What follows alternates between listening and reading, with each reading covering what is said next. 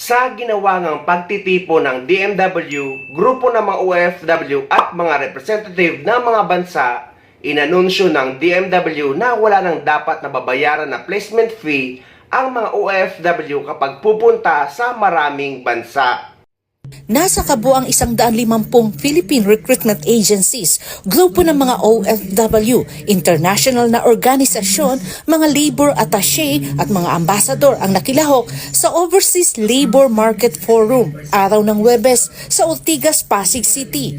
Sinabi ni Migrant Worker Secretary Leo Kakdak na sa forum na tinalakay ang pagtaas ng demand ng mga manggagawang Pilipino sa ibang bansa at iba pang mga usapin hinggil sa mga mahalagang labor market para sa mga OFW.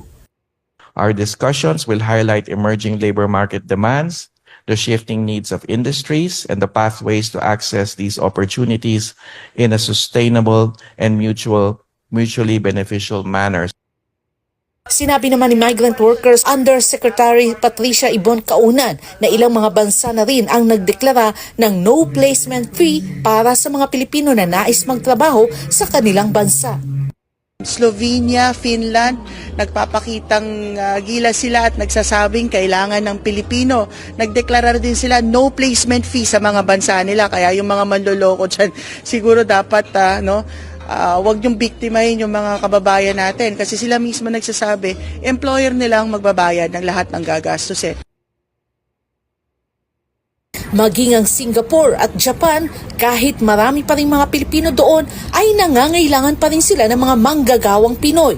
Sabi pa ni Yuse Kaunan, 820,000 manggagawa ang kailangan ng Japan mula sa iba't ibang industriya sa harap ng kanilang pagpapalakas sa sektor ng transportasyon. Kaya naman, pati taxi driver ay in demand na rin doon.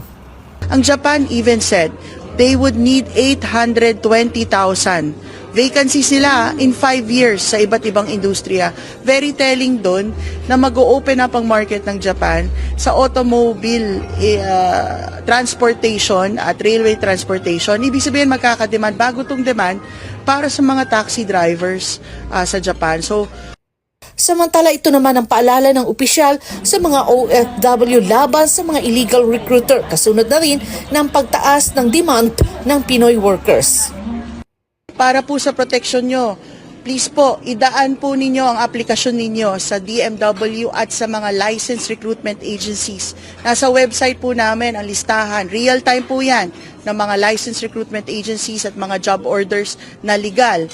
Kaya guys, sa dami ng mga opportunity ngayon sa iba't ibang bansa para sa mga Pilipinong manggagawa, ay dapat iwasan nyo na maging biktima ng mga illegal recruitment. Kaya dapat sa legit website lang kayo ng DMW o ng dating POA pumunta para sa mga legit na job offer na ilalagay ko sa description ng video na ito.